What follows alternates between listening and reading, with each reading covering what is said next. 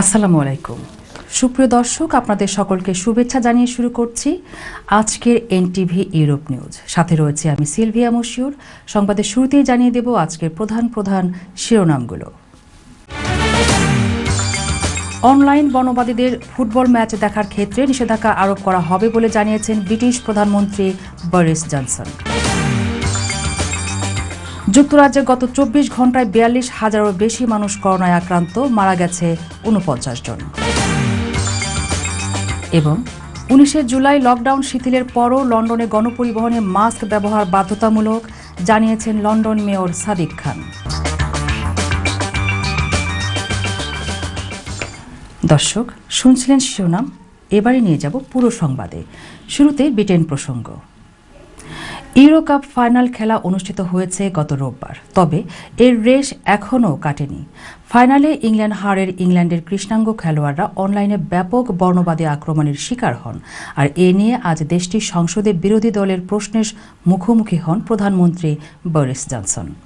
এ সময় প্রধানমন্ত্রী যারা ইংল্যান্ড খেলোয়াড়দের বিরুদ্ধে বর্ণবাদী আচরণ করছেন তাদের ভবিষ্যতে খেলা দেখার থেকে বহিষ্কার করার প্রতিশ্রুতি দিয়েছেন। তিনি আরও বলেন, বর্ণবাদ মোকাবেলায় তার সরকার প্রায়োগিক পদক্ষেপ নিচ্ছেন। তাছাড়া সমর্থকদের খেলা দেখার নিষেধাজ্ঞার তালিকায় অনলাইন অ্যাবিউজ অন্তর্ভুক্ত করার প্রতিজ্ঞা করেন তিনি। এদিকে সোশ্যাল মিডিয়ায় কোম্পানিগুলোকে আরও সক্রিয় ভূমিকা পালনের আহ্বান জানিয়ে সংসদে প্রধানমন্ত্রী বলেন, এই সংস্থাগুলো তাদের দায়িত্ব পালন না করলে তাদের লভ্যাংশের ১০% জরিমানা করা হবে। Thank you, Mr. Speaker. Can I start by thanking the England football team for everything they've given this country over the last 6 weeks. I'm so proud of this young, diverse and humble team and everything that it represents. Mr. Speaker, they're the very best of modern Britain, everything that I know this country can be. Does the Prime Minister think that it was wrong to criticise the England team's decision to oppose racism by taking the knee as gesture politics? I agree very much with what the right honourable gentleman has said about the England team, and I repeat, I want to thank each and every one of them for what they did, their incredible campaign they ran in the Euro 2020 championships, and they do represent the very best of our country. And I repeat that I utterly condemn and abhor the racist outpourings that we saw on Sunday night. And so what we're doing is today taking practical steps to ensure that the football banning order regime is changed, so that if you are guilty, Mr. Speaker, of racist abuse online of footballers, then you will not be going to the match. No ifs, no buts, no exemptions and no excuses. আগামী ১৯ জুলাই থেকে ইংল্যান্ডে করোনার সকল বিধিনিষেধ প্রত্যাহার হলেও লন্ডনে বাস, train সহ অন্যান্য পরিবহনে মাস্ক ব্যবহার করতে হবে বলে জানিয়েছেন লন্ডন মেয়র সাদিক খান। ইংল্যান্ডে আগামী সোমবার থেকে করোনা বিধিনিষেধের চূড়ান্ত ধাপ শিথিল হচ্ছে, তা আগেই নিশ্চিত করেছেন প্রধানমন্ত্রী বরিস জনসন। তবে তিনি আশা করছেন জনাকীর্ণ স্থানগুলিকে মানুষ মাস্ক ব্যবহার করবে, এক্ষেত্রে আইনগত বাধ্যবাধকতা থাকছে না। কিন্তু লন্ডন মেয়র বলছেন ভিন্ন কথা। তিনি বলেন, মাস্ক ব্যবহারের নিয়ম শিথিল করে টিউব, বাস এবং অন্যান্য পরিবহন ব্যবহারকারীদের ঝুঁকিতে ফেলতে প্রস্তুত নন তিনি। লন্ডনের মেয়র বলছেন, ১৯ জুলাই থেকে ট্রান্সপোর্ট নেটওয়ার্কের বিধিনিষেধ সহজ হওয়া সত্ত্বেও মাস্ক পরা আবশ্যিক রাখতে চান। ব্রিটেনে করোনায় গত ২৪ ঘণ্টায় আবারও আক্রান্তের সংখ্যা বেড়েছে। গত ২৪ ঘণ্টায় করোনায় নতুন করে আক্রান্ত হয়েছেন ৪২,৩০২ জন। গতকাল ছিল ৩৬,৬৬০ জন। সোমবার ছিল ৩৪,৪৭১ জন। এ নিয়ে মোট আক্রান্তের সংখ্যা গিয়ে দাঁড়িয়েছে ৫২,৩৩,৭৬১ জন। বর্তমানে হাসপাতালে ভর্তি হয়েছেন ৩,২৩৬ জন। এদিকে গত ২৪ ঘণ্টায় নতুন করে মৃত্যুর রেকর্ড করা হয়েছে ৪৯ জনের। গতকাল ছিল ৫০ জন। সোমবার ৬ জন। মোট মৃতের সংখ্যা ১,২৮,৫৩০ জন। এ পর্যন্ত ভ্যাকসিনের প্রথম ডোজ নিয়েছেন ৪,৬০,৩৭,০৯০ জন। উভয় ডোজ নিয়েছেন ৩,৫১,৫৫,৭৬৭ জন। দর্শক, এবার কমিউনিটি প্রসঙ্গ। আসন্ন সিলেট ৩ সংসদীয় আসনের উপনির্বাচনে আওয়ামী লীগ মনোনীত সংসদ সদস্য পদপ্রার্থী হাবিবুর রহমান হাবিবের নৌকা প্রতীকের সমর্থনে হাবিবুর রহমান হাবিব ক্যাম্পেইন কমিটি ইউকের উদ্যোগে ক্যাম্পেইন কমিটির আহ্বায়ক সাবেক ছাত্রনেতা মকসুদ রহমানের সভাপতিত্বে এবং সদস্য সচিব সাবেক ছাত্রনেতা মিজানুর রহমান মিরুর সঞ্চালনায় মঙ্গলবার পূর্ব লন্ডনের ইমপ্রেশন ইভেন্ট ভেন্যুতে এক প্রচারণা সভা অনুষ্ঠিত হয়েছে। বিস্তারিত দেখুন রিপোর্টে। হাবিবুর রহমান হাবিব যুক্তরাজ্য প্রবাসী এই তরুণ নেতা আগামী ২৮ জুলাই সিলেট ৩ আসনের নৌকা প্রতীক নিয়ে সংসদ সদস্য প্রার্থী হিসেবে নির্বাচনে অংশগ্রহণ করছেন। এই নির্বাচনকে কেন্দ্র করে ব্রিটেনে বসবাসরত ফেঞ্চুগঞ্জ, দক্ষিণ সুরমা ও বালাগঞ্জ উপজেলাবাসী গঠন করেন Habibur Rahman Habib campaign committee UK. ১৪ July মঙ্গলবার এই কমিটির উদ্যোগে আয়োজন করা হয় এক প্রচারণা সভা। আজকে এই যে উপনির্বাচনে ক্যাম্পেইন কমিটি কর্তৃক আয়োজিত আজকে আমাদের এই অনুষ্ঠানটি আসলে এখানে আমরা করছি প্রবাসে যারা আমরা কমিউনিটি নেতৃবৃন্দ এবং ৩ উপজেলা নেতৃবৃন্দ আছেন তাদেরকে সম্মিলিত করে আগামী নির্বাচনে আমরা কীভাবে বিজয়িত করতে পারি প্রত্যেকটা সেন্টারে নৌকার বিজয় সুনিশ্চিত করার জন্য আজকে আমাদের এই অনুষ্ঠান। ফেঞ্চুগঞ্জ, দক্ষিণ সুরমা ও বালাগঞ্জের যে উপনির্বাচন হচ্ছে এখানে জনাব হাবিবুর রহমান হাবিবকে নৌকার প্রতীক দিয়েছেন প্রধানমন্ত্রী। আমরা তার সমর্থনে তাকে বিজয় করার জন্য, যেহেতু আমাদের প্রবাসী মুখ, প্রবাসীর কণ্ঠ, আমরা চাই প্রবাসী একজন আমাদের কথা বলবে সংসদে গিয়ে। এই জন্য যুবকরা ওনাকে ফলো করতেছে। আর হাবিব ভাই যদি এমপি হন, যেভাবে বাংলাদেশের উন্নয়ন হবে সেইভাবে আমাদের প্রবাসীও আমাদেরও সুবিধা অসুবিধা আমরা সাথে সাথে বলতে পারবো ওনাকে। সভায় প্রধান অতিথি হিসেবে উপস্থিত ছিলেন যুক্তরাজ্য আওয়ামী লীগের সিনিয়র সহসভাপতি মোহাম্মদ জালাল উদ্দিন। প্রধান বক্তা হিসেবে উপস্থিত ছিলেন যুক্তরাজ্য আওয়ামী লীগের সহসভাপতি এম এ রহিম CIP। ওই সময় অন্যান্যদের মধ্যে আরো বক্তব্য রাখেন যুক্তরাজ্য আওয়ামী লীগের যুগ্ম সাধারণ সম্পাদক আনুরুজ্জামান চৌধুরী, রবিন পাল, শারব আলী, এম এ করিম, লুৎফর রহমান সায়াদ, খসরুজ্জামান খসরু, যুগ্ম আহ্বায়ক হেলাল উদ্দিন খান, মোহাম্মদ সাদ মিয়া, আজমল আলী খান, শেখ নুরুল ইসলাম জিতু, কামাল আহমেদ, মোতাহের আলী সোহেল, দবিরুল ইসলাম, মোহাম্মদ জাহাঙ্গীর খান, নাসির উদ্দিন, মোহাম্মদ তেরামিয়া, কাউন্সিলর খালেদ উদ্দিন আহমেদ সহ আরো অনেকেই। Mohammad Masuduzzaman, NTV Europe news, London. ইতালির পর্দেন্নের শহরে মিলান কনসুলেটের 2 দিন ব্যাপী কনসুলার সেবার ক্যাম্পেইন সম্পন্ন হয়েছে। পর্দেন্নের শহরে রয়্যাল বেঙ্গল কালচারাল অ্যাসোসিয়েশনের সহযোগিতায় অনুষ্ঠিত কনসুলার সার্ভিসে বিপুল সংখ্যক প্রবাসী বাংলাদেশিরা সেবা গ্রহণ করছেন বলে জানা যায়। আমাদের ইতালি প্রতিনিধি মোহাম্মদ আফজাল হোসেন রোমানের বিশেষ রিপোর্টে বিস্তারিত। প্রবাসী বাংলাদেশিদের কর্মব্যস্ততার কারণে দূতাবাস সংশ্লিষ্ট কাজগুলো কর্মদিবসে করতে না পেরে অনেকেরই সমস্যায় পড়তে হয়। দূতাবাসের কাজের কারণে কাজ থেকে ছুটি নিয়ে মিলান কনসুলেট অফিসে কাজ সম্পন্ন করতে হয় তাদের। এসব প্রবাসীদের দূতাবাস সেবা প্রদানের লক্ষ্যে সাপ্তাহিক ছুটির দিনে কনসুলেট অফিস মিলান ইতালির বিভিন্ন শহরে কনসুলার সেবা ক্যাম্প পরিচালনা করে আসছে অনেক বছর থেকেই। তারই ধারাবাহিকতায় ইতালির পারদেননে শহরের রয়্যাল বেঙ্গল কালচারাল অ্যাসোসিয়েশনের সহযোগিতায় অনুষ্ঠিত হয়েছে 2 দিন ব্যাপী কনসুলার সেবা সার্ভিস। শনি ও রবিবার অনুষ্ঠিত এই ক্যাম্পে 5 শতাধিকের বেশি প্রবাসী বাংলাদেশি পাসপোর্ট নবায়ন, পাসপোর্ট সংশোধন, জন্ম নিবন্ধন সার্টিফিকেট সহ দূতাবাস সংশ্লিষ্ট অন্যান্য সেবা প্রদান করা হয়েছে। কনসুলার ক্যাম্প পরিদর্শন করেন পারদেননে শহরের ভাইস সিন্দাকো এলিজো গ্রিৎসো। এই ক্যাম্প পরিচালনায় দূতাবাসকে সার্বিক সহযোগিতা করেছেন রয়্যাল বেঙ্গল কালচারাল অ্যাসোসিয়েশন পারদেননের সভাপতি শাকিল আহমেদ, সহসভাপতি মামুন খায়ের, সাধারণ সম্পাদক মোহাম্মদ নজরুল ইসলাম, অর্থ সম্পাদক মোহাম্মদ রেজাউল করিম, প্রধান উপদেষ্টা সৈকত হাসান শাহাদাত সহ অ্যাসোসিয়েশনের নেতৃবৃন্দ। পরিশেষে কনসুলেটের পক্ষ থেকে এই ক্যাম্প পরিচালনায় সহযোগিতা করার জন্য একটি শুভেচ্ছা স্মারক অ্যাসোসিয়েশনের নেতৃবৃন্দকে প্রদান করেন consul general Iqbal Ahmed. Desk report, NTV Europe.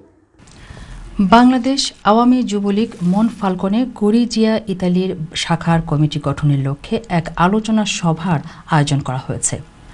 Jubo League নেতা মোজাম্মেল দীপুর তত্ত্বাবধানে সোমবার স্থানীয় একটি রেস্টুরেন্টের হলরুমে নেতাকর্মীদের জীবন বৃত্তান্ত সংগ্রহ করা হয়। বিস্তারিত জানাচ্ছেন আমাদের ইতালি প্রতিনিধি মোহাম্মদ আফজাল হোসেন রোমান। উৎসবমুখর পরিবেশে যুবলীগ মনফালকনের নেতাকর্মীদের স্বতঃস্ফূর্ত উপস্থিতিতে ইতালি যুবলীগের সাংগঠনিক সম্পাদক মজনু দেওয়ানের কাছে সকলের পরিচয়পত্র হস্তান্তর করা হয়। উক্ত সভায় ভিডিও কনফারেন্সের মাধ্যমে অংশগ্রহণ করেন যুবলীগ ইতালি শাখার ভারপ্রাপ্ত সাধারণ সম্পাদক এন করিম। তিনি যুবলীগ মনফালকোনে গরিজিয়া ইতালি শাখার সুন্দর একটি কমিটি গঠন করার লক্ষ্যে সবাইকে ঐক্যবদ্ধ হয়ে কাজ করার আহ্বান জানান। এ সময় উপস্থিত ছিলেন কমিউনিটি ব্যক্তিত্ব সাখাওয়াত হোসেন বাবুল মিয়া, মনফালকোনে গরিজিয়া শাখা আওয়ামী লীগের সহসভাপতি খন্দকার তোফাজ্জল হোসেন তপন, আওয়ামী লীগ নেতা সরোয়ার কাউসার সবুজ সহ মনফালকোনে যুবলীগের অন্যান্য নেতৃবৃন্দ। Desk report, NTV Europe. দর্শক, এবার নিয়ে যাব বাংলাদেশ প্রসঙ্গে। ফাইজারের টিকা না পেয়ে রাজধানীর শহীদ সরওয়ার্দী মেডিকেল কলেজ হাসপাতালে বিক্ষোভ করেছেন সৌদি প্রবাসীরা। পরে মডার্নার টিকা দিয়ে পরিস্থিতি স্বাভাবিক করা হয়। টিকা পেতে নানা ভোগান্তি পেতে হচ্ছে বলেও অভিযোগ তাদের। বিস্তারিত দেখুন ডেস্ক রিপোর্টে। ফাইজারের টিকা পেতে দেশের বিভিন্ন প্রান্ত থেকে সৌদি আরব ও কুয়েত প্রবাসীরা বুধবার সকাল থেকে সোহরাওয়ার্দী হাসপাতালে অপেক্ষায় ছিলেন। 750 জনকে টিকা দেওয়ার পর দুপুরে জানানো হয় ফাইজারের টিকা শেষ হয়ে গেছে। তাদেরকে মডার্নার টিকা নিতে বলা হয়। এতে ক্ষুব্ধ হয়ে ওঠেন সৌদি প্রবাসীরা।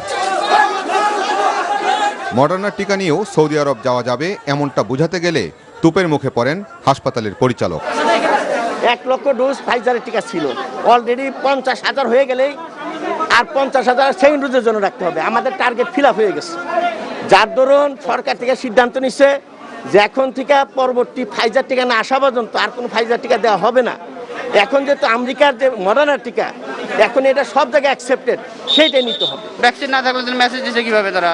প্রায় 5,000 টাকার মতো খরচে আমরা আসছি, সিরিয়াল দাঁড়াইছি। এখন ওরা বলতেছে যে টিকা নাকি শেষ, তো আমরা ফাইজার টিকা ছাড়া অন্য কোনো টিকা নিব না। আমরা এত ঘন্টা লাইনে খার হয়ে থেকে কষ্ট করে এই করে একটা সাধারণ একটা টিকা দিব, এটা দিতে পারবো না। এটা হলো আগস্ট মাসের 13 তারিখে আমার মিশন মেয়াদ শেষ হয়ে যাব। আমি যদি আমার টিকা না পাই আমার ভবিষ্যৎ ধ্বংস হয়ে যাব ভাই। 2 ঘন্টারও বেশি সময় ধরে প্রবাসীরা হাসপাতালে বিক্ষোভ করেন। অনেক বোঝানোর পর তারা মডার্নার টিকা নিতে রাজি হন। পরে উপস্থিত সবাইকে টিকা দেওয়া হয়। এখন শুধু একটাই চিন্তা যে দ্বিতীয় ডোজটা কবে দিবে, ওরা কিন্তু এখনো বলে নাই। মডার্ন দিতেছে, তো আমরা এখন পাইতেছি মডার্নটা, এখন খুব ভালো লাগছে। যদি আমাদের এটা দিয়ে হয় তাহলে আর আমরা আন্দোলন করে কি করব? এদিকে বঙ্গবন্ধু শেখ মুজিব মেডিকেল বিশ্ববিদ্যালয় হাসপাতালের টিকাদান কেন্দ্রে আসা অনেক প্রবাসী জানান টিকা পেতে তাদের নানা ভোগান্তিতে পড়তে হচ্ছে। আমাদের আসতে অনেক ভোগান্তি হয়েছে। করোনার এখানে লকডাউনে গাড়ি পাওয়া যাচ্ছিল না। আর আমাদের মেসেজটা দিছে গতকালকে 4টার পরে। ঢাকা আমরা কিভাবে আসবো? নোয়াখালী থেকে আসছি, 5 দিন 6 দিন হয়ে গেল, এখনো মেসেজের খবর নাই। অনেক দূর থেকে আসছি, ভোগান্তি না একটা। দূর দূরান্ত থেকে ঢাকায় এসে প্রবাসীদের টিকা নিতে হচ্ছে, তাই টিকা নেয়ার অন্তত 2 দিন আগে যেন মেসেজ পাঠানো হয় সেই দাবিও জানান তারা। Hasan Javed, NTV news, Dhaka. 24 ঘন্টার ব্যবধানে দেশে করোনা শনাক্ত এবং মৃত্যু আবারও বেড়েছে। সবশেষ 24 ঘন্টায় মারা গেছে 210 জন, আর শনাক্ত হয়েছে 12,383 জন। এদিকে চলতি জুলাই মাসকে করোনার জন্য অত্যন্ত কঠিন মাস আখ্যায়িত করে স্বাস্থ্য অধিদপ্তর বলছে, স্বাস্থ্যবিধি না মানলে পরিস্থিতি আরও অবনতি হবে। বিস্তারিত দেখুন রিপোর্টে। একটানা 14 দিনের লকডাউনেও দেশের করোনা পরিস্থিতির খুব একটা উন্নতি হয়নি। প্রতিদিনকার সংক্রমণ এবং মৃত্যুর হিসেবে দেখা যায় গত 4 দিনে করোনা আক্রান্ত হয়ে দৈনিক 200-র উপরে মানুষের মৃত্যু হয়েছে। পুরো জুন মাসে 1,12,718 জন রোগী শনাক্ত হয়েছিল, আর জুলাইয়ের মাত্র 14 দিনেই পেরিয়েছে সেই সংখ্যা। অথচ এই মাসের আরও 16 দিন বাকি আছে। ঈদুল আজহা ঘিরে শিথিল করা হয়েছে লকডাউন, তাই মাসের শেষে কি দাঁড়াবে তা নিয়ে রীতিমতো শঙ্কিত স্বাস্থ্য অধিদপ্তর। জুলাই মাসটা আমাদের জন্য অত্যন্ত কঠিন মাস, সুতরাং আমাদেরকে সামনে অত্যন্ত সাবধানতাভাবে অর্জন করতে হবে। তার কারণ এই মাসের কিন্তু আরো 16টা দিন বাকি আছে, এবং আপনারা সকলেই জানেন এই মাসে কিন্তু আমাদের পবিত্র ঈদুল আজহা। করোনা পরিস্থিতি লাগাম ছাড়িয়ে গেলে চিকিৎসা সেবা নিয়ে বিপদে পড়তে হতে পারে গোটা দেশকে। যেহেতু সংক্রমণের মাত্রা এখন অনেক বৃদ্ধি পাচ্ছে এবং মৃত্যু কিন্তু 3 সপ্তাহ পর্যন্ত এভাবে চলতে পারে, এটা আমাদের মাথায় রাখতে হবে। সেজন্য আমাদের হাসপাতালগুলোকে প্রিজার্ভ রাখা, হাসপাতালের সক্ষমতাকে যদি আমরা রেখে দিতে না পারি, হাসপাতালে যদি কোনো পেশেন্টের বাইরে আর যদি কোনো রোগী ঢুকাতে আমরা না পারি এবং সংক্রমণ ক্রমাগত বৃদ্ধি চলতেই থাকে, তাহলে আমরা সবাই কিন্তু বিপদে পড়ে যাব। এদিকে সবশেষ 24 ঘন্টায় আরও 210 জনের মৃত্যু হয়েছে। এ সময়ে শনাক্ত হয়েছে 12,383 জন। এ নিয়ে দেশে মোট শনাক্ত 10.5 লাখ ছাড়িয়েছে। 24 ঘন্টায় শনাক্তের হার দাঁড়িয়েছে 29.14%।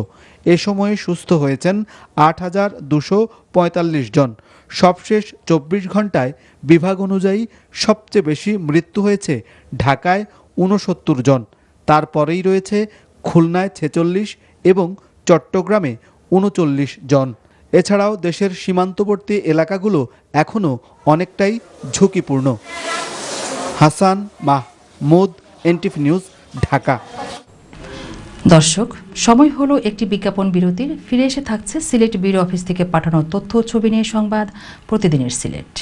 হবিগঞ্জের বানিয়াচংয়ে বাঁশের ভেলায় শুটকি নদী পারাপার চলছে 50 বছরেরও বেশি সময় ধরে। আধুনিক যুগে মান্দাতার আমলের এই ভেলা শুটকি পাড়ের মানুষের দুর্ভোগের প্রতীক। দীর্ঘদিন ধরে ভেলায় পারাপারের নানা সমস্যা পোহাচ্ছেন নদী পাড়ের 20 গ্রামের মানুষ। দুর্ভোগ থেকে মুক্তি পেতে শুটকি নদীর সেতু নির্মাণের দাবি এলাকাবাসীর। আমাদের হবিগঞ্জ প্রতিনিধি সাইফুর রহমান তারেকের পাঠানো তথ্য ও ছবি নিয়ে রিপোর্ট। নামটা বিনঘুটে হলেও শুটকি নদীর শীর্ণ ধারা দেখতে অনেকটাই মনোরম। শুকনো মৌসুমে এই নদীর পানি যতই কমে এর রূপ আর গুণ ততই বাড়তে থাকে। কৃষকের গবাদি পশু আর জেলেদের মাছ ধরা প্রতিদিনের জীবনধারায় এ নদীর জড়িয়ে আছে নিবিড় মমতায়। নদী পাড়ের 21 গ্রামের মানুষের পারাপারের একমাত্র মাধ্যম একটি বাঁশের ভেলা। গ্রামের প্রায় 20,000 লোকের অধিকাংশেরই পেশা কৃষি। প্রতিদিন 2 কিলোমিটার পথ হেঁটে যেতে হয় ফসলি জমিতে। মাঝপথে শুটকি নদীতে পারাপারের একমাত্র ভরসা এই বাঁশের ভেলা। কৃষি মৌসুমে হাজার হাজার মন ধান নিয়ে এই ভেলায়ই নদী পার হচ্ছেন কৃষকগণ। প্রতিদিন কমপক্ষে 2 বার নদী পার হতে হয় তাদের। বোরো মৌসুমে ধানসহ কৃষিপণ্য পারাপারে ঘটছে নানা দুর্ঘটনা।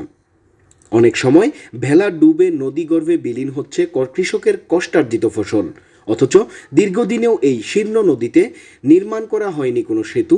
বারবার দাবি জানিয়েও ব্যর্থ হয়েছেন কৃষকেরা। এই বাহনেই নদী পার করতে হচ্ছে তাদের যুগের পর যুগ। আমরা বাসের বেলা দিয়া পার হইতে আছি কত কষ্ট করিয়া। আমরা সরকার ট্রেন চাই, আমরা এখানে শুটকির ফুলটা হইতো, মা বোনটা পার হইতো। আমরা বাপ দাদার আমল থেকে ওই বুড়ার পদে পার হইতাছি। এখন আমার আমলে যেতেছে আর আল্লাহর রহমতে একটা ব্রিজের ব্যবস্থা করতে পারে না সরকার, আমরা বুট দেই নানি। বর্ষার শুরুতে গ্রামের ধনী গরিব সকলের কাছ থেকে অর্থ সংগ্রহ করে এই ভেলা বানানো হয়। নির্দিষ্ট দিনে সবাই এক হয়ে স্বেচ্ছাশ্রমের মাধ্যমে তৈরি করেন এটি। ভেলার 2 পাশে বাঁধা হয় দীর্ঘ পাটের রশি। রশির দিকে রশি টেনে ভেলা নিয়ে যাওয়া হয় এপার থেকে ওপার। এটি বানাতে তাদের ব্যয় হয় প্রায় 50,000 টাকা। এখানে আমাদের এলাকাবাসীর দীর্ঘদিনের দাবি যে যাতে একটা ব্রিজ হয়, বেলা দিয়ে, বাঁশের বেলা দিয়ে আমাদের এলাকার মানুষগুলো পারাপার হয়, অনেক কষ্টের সাথে পারাপার হয়। তো আমরা আমাদের ঊর্ধ্বতন কর্তৃপক্ষ যারা আছে তাদের কাছে আমরা আগেও বলেছি, আমরা আরও বলবো, আমাদের মাননীয় এমপি মহোদয় আছেন সহ আমরা সংশ্লিষ্ট কর্তৃপক্ষকে আমরা বলবো আমাদের ইউনিয়নবাসীর পক্ষ থেকে। আমরা উপজেলা পরিষদ থেকেও এখানে একটি ব্রিজ করার জন্য সুপারিশ করব এবং সরকার সম্ভাব্যতা যাচাই করে যদি ফিজিবিলিটি স্টাডি করে সম্ভব হয় আশা করি এখানে একটা ব্রিজ হবে এবং জনগণের দুঃখ কষ্ট লাঘব হবে। স্বাধীনতার পর থেকে 21 গ্রামের হাজার হাজার কৃষক দুর্ভোগ পোহাচ্ছেন শুটকি নদীতে একটি সেতুর অভাবে। বাপদাদার আমলের এই দুর্ভোগ থেকে মুক্তি চান গ্রামের ভুক্তভোগী নারী পুরুষেরা। Desk report, NTV Europe. Jagannathpur পৌর শহরের কেশবপুর মরহুম হাজী দানিসুল্লাহ ট্রাস্টের উদ্যোগে পবিত্র ঈদুল আজহা উপলক্ষে কেশবপুর এলাকার অসহায় দরিদ্র কর্মহীন খেটে খাওয়া পরিবারের মধ্যে বিভিন্ন পণ্যের উপহার সামগ্রী বিতরণ করা হয়েছে। সুনামগঞ্জের জগন্নাথপুর থেকে আমাদের সহকর্মী পাঠানো তথ্যচিত্রে বিস্তারিত দেখুন ডেস্ক রিপোর্টে। কেশবপুর এলাকার যুক্তরাজ্যের ম্যানচেস্টার সিটি আওয়ামী লীগের সহসভাপতি বিশিষ্ট সমাজসেবক আফতর আলী, যুক্তরাজ্য প্রবাসী শিল্পপতি হাজী আরজান আলী ও যুক্তরাজ্য প্রবাসী বিশিষ্ট ব্যবসায়ী সুজন মিয়ার অর্থায়নে এবং মরহুম হাজী দানিসুল্লাহ ট্রাস্টের উদ্যোগে পবিত্র ঈদুল আজহা উপলক্ষে কেশবপুর এলাকার শতাধিক পরিবারের মধ্যে বিভিন্ন পণ্যের উপহার সামগ্রী বিতরণ করা হয়েছে। আজ বুধবার দুপুরে কেশবপুর বাজারে উপহার সামগ্রী বিতরণী অনুষ্ঠানে প্রধান অতিথির বক্তব্য রাখেন জগন্নাথপুর উপজেলা আওয়ামী লীগের সাধারণ সম্পাদক রেজাউল করিম রিজু। তরুণ সমাজকর্মী লুৎফুর রহমানের সভাপতিত্বে ও উপজেলা মুক্তিযোদ্ধা মঞ্চের সভাপতি ছাত্রলীগ নেতা জুনেদ আহমেদের পরিচালনায় অন্যান্যদের মধ্যে বক্তব্য রাখেন জগন্নাথপুর উপজেলা আওয়ামী লীগের সহসভাপতি আব্দুল কাইয়ুম মশাহিদ, পৌরসভার প্যানেল মেয়র সাফরুজ ইসলাম মুন্না, কলকলিয়া ইউনিয়ন আওয়ামী লীগ নেতা সুহিন আহমদ দুদু, উপজেলা ছাত্রলীগ সভাপতি কল্যাণ কান্তি রায় সানি, সাধারণ সম্পাদক শাহ রুহেল সহ আরও অনেকে। বক্তারা বলেছেন, যে কোনো দুর্যোগময় পরিস্থিতির পাশাপাশি বিভিন্ন উৎসব ছাড়াও সাম্প্রতিক করোনা সংক্রমণের শুরু থেকে গরিব ও অসহায় কর্মহীন পরিবারকে সহযোগিতা ও আর্তমানবতার সেবায় মরহুম হাজী দানিসুল্লাহ ট্রাস্ট অনন্য ভূমিকা রেখে যাচ্ছে। মহতী এসব কার্যক্রমের জন্য প্রবীণ আওয়ামী লীগ নেতা আফতর আলী সহ সংশ্লিষ্ট প্রবাসীদের প্রতি অভিনন্দন ও কৃতজ্ঞতা জানান। এ সময় উপজেলা ছাত্রলীগের সাংগঠনিক সম্পাদক ফরহাদ আহমদ, সাংবাদিক জুহের আহমদ চৌধুরী, পৌর ছাত্রলীগ নেতা মিসবাহ আহমদ, কামরান আহমদ, যুবলীগ নেতা জাহাঙ্গীর আহমদ, দুলু মিয়া, সমাজকর্মী শামহাজ মিয়া, আলী হোসেন, বিলাল আহমদ সহ আরও অনেকে উপস্থিত ছিলেন। পরে ঈদ উপহারের বিভিন্ন পণ্যের প্যাকেট অসহায় দরিদ্র পরিবারের হাতে তুলে দেন অতিথিবৃন্দ। অসহায় দরিদ্র পরিবারগুলো ঈদ উপহার সামগ্রী পেয়ে অনেকটাই আনন্দিত হয়েছেন। আমরা আল্লাহ পাক রাব্বুল আলামিনের কাছে তাদের জন্য দোয়া করি, এই করোনাকালীন সময়ে প্রবাসের জন্য আল্লাহ পাক রাব্বুল আলামিন তাদেরকে আরও সুস্থ রাখেন। আফতর আলী সাহেব প্রতি বছরই আমার মনে হয় 2-3 করে এই অনুদানগুলো দিয়ে থাকেন। তার এই অনুদান যেন আল্লাহ রাব্বুল আলামিন কবুল করেন, আগামীতে যেন আরও বেশি বেশি অনুদান দেন, এই আশা প্রত্যাশা। রাষ্ট্রের উত্তরোত্তর সফলতা কামনা করি এবং যে বড় মন মানুষকে নিয়ে সাধারণ মানুষের পক্ষে কাজ করে যাচ্ছেন, তাদের এই কাজ করা যেন ব্যাপকভাবে প্রত্যাশা ব্যক্ত করে তাদেরকে অভিনন্দন এবং কৃতজ্ঞতা। Desk report, NTV Europe. দর্শক, সংবাদ শেষ করব, যাবার আগে শিরোনামগুলো আরও একবার। অনলাইন বর্ণবাদীদের ফুটবল ম্যাচ দেখার ক্ষেত্রে নিষেধাজ্ঞা আরোপ করা হবে বলে জানিয়েছেন ব্রিটিশ প্রধানমন্ত্রী বরিস জনসন। যুক্তরাজ্যে গত 24 ঘণ্টায় 42,000-এরও বেশি মানুষ করোনায় আক্রান্ত, মারা গেছে 49 জন। এবং 19 জুলাই লকডাউন শিথিলের পরও লন্ডনে গণপরিবহনে মাস্ক ব্যবহার বাধ্যতামূলক, জানিয়েছেন লন্ডন মেয়র সাদিক খান। দর্শক, এই ছিল আমাদের হাতে থাকা এনটিভি ইউরোপ নিউজের সর্বশেষ আয়োজন। এই খবরের ভিডিও সহ আপডেট জানতে ভিজিট করুন ইউরোপ এনটিভি অনলাইন www.europntv.com। সাথে থাকার জন্য সবাইকে ধন্যবাদ। আল্লাহ হাফেজ।